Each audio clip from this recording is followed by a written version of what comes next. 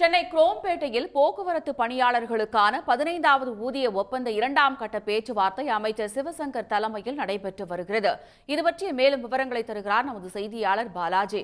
பாலாஜி, இந்த ஆலோசனைக் கூட்டத்தில் என்ன மாதிரியான விஷயங்கள் ஆலோசிக்கப்படுகிறது? கூடுதல் விவரம்.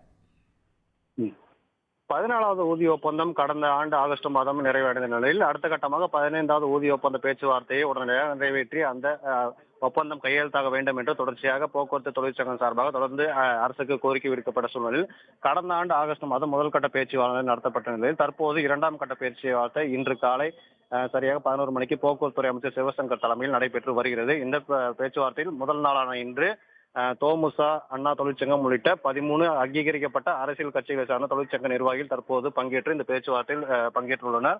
நாளை இதற்கு அடுத்தபடியாக இருக்கக்கூடிய 70 தொழிற்சங்கங்கள் பங்கேற்று 2ஆம் நாளை அந்த பேச்சுவார்த்தையும் நடைபெற உள்ள சூழ்நிலையில் தொடர்ச்சியாக இந்த பேச்சுவார்த்தையானது காலதாமதம் செய்யாமல் உடனடியாக நடத்த வேண்டும் என்ற கோரிக்கை வலியுறுத்தி இன்றைய பேச்சுவார்த்தையில் அண்ணா தொழிற்சங்கம், தேமுதிக, பாமக போன்ற தொழிற்சங்க நிர்வாகிகள் தற்போது இந்த பேச்சுவார்த்தையில் கண்ணில் கருப்புரி பனை கட்டிக்கொண்டு பேச்சுவார்த்தையில் தற்போது பங்கேற்றுள்ளனர்.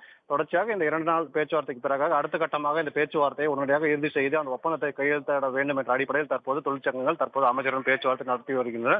இந்த பேச்சுவார்த்தையில் தொழிற்சங்கங்கள் மிக முக்கியமான கோரிக்கையாக கடந்த 14வது ஊதிய ஒப்பந்த பேச்சுவார்த்தையில் 5% பே மேட்ரிக்ஸ் அடிப்படையில் ஊதிய உயர்வு என்பது வழங்கப்பட்ட நிலையில் தற்போது குறைந்தபட்சம் 15% ஊதிய உயர்வு வழங்க வேண்டும் என்ற பிரதான கோரிக்கையை முன்வைத்துதான் தற்போது தொழிற்சங்கங்கள் பேச்சுவார்த்தையில் ஈடுபட்டு வருகிறது.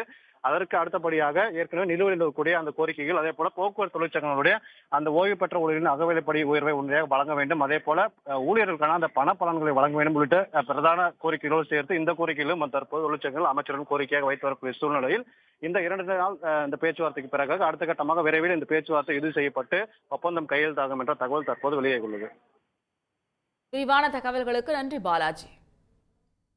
உடனுக்குடன் செய்திகளை தெரிந்து கொள்ள சன் நியூஸ் பெல் ஐகானை கிளிக் பண்ணுங்க.